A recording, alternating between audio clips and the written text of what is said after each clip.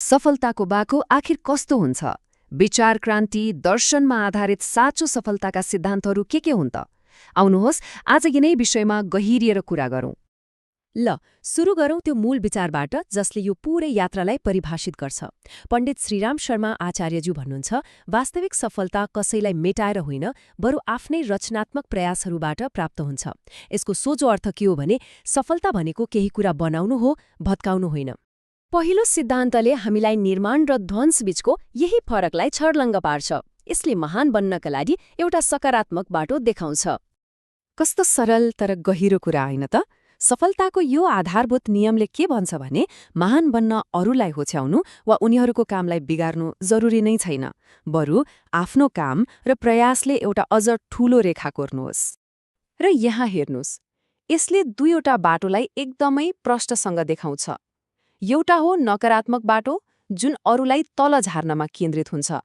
यो यस्तो खेल हो जहाँ अन्त्यमा कसैले केही पाउँदैन। तर अर्कोतर्फ सकारात्मक बाटो छ जुन आफैलाई अझ राम्रो बनाउनमा केन्द्रित हुन्छ।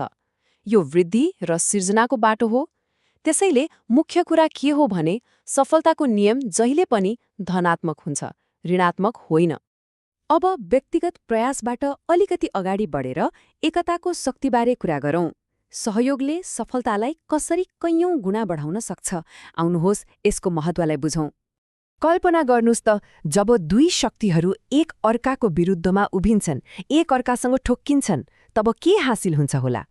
हो, परिणाम हुन्छ शून्य। केही पनि हात लाग्दैन।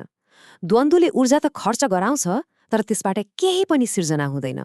यो त केवल विनाशकारी शक्ति हो। तर हेर्नुहोस् है, जब हामी हाम्रो दृष्टिकोण अलिकति मात्रै बदल्छौँ, तब पुरै परिणाम नै बदलिन्छ।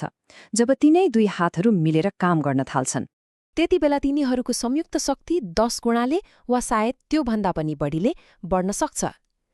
यसले के प्रश्न पार्छ भने सहयोग नै सफलताको सबैभन्दा शक्तिशाली इन्धन रहेछ। तर सफलताको बाटो सधैँ सजिलो त हुँदैन नि, होइन र? जब हामी असफल हुन्छौँ तब के हुन्छ त? अब हामी असफलताको परीक्षा र त्यसले सिकाउने धैर्यको पाठबारे कुरा गर्नेछौँ।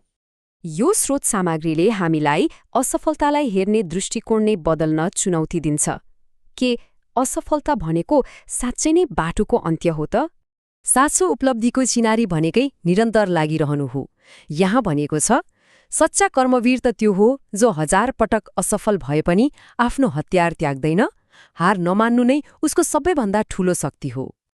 भनेपछि असफलता अन्त्य होइन रहेछ। यो त व्यक्तिगत विकासको एउटा साधन हो। यसको उद्देश्य हामीलाई कमजोर बनाउनु होइन, बरु हामीलाई अझ परिपक्व बनाउनु र हाम्रो धैर्यको परीक्षा लिनु हो। यही कुराले हामीलाई हाम्रो अन्तिम सिद्धान्तसम्म पुर्याउँछ, जसले प्रयासलाई समयसँग जोडेर हेर्छ।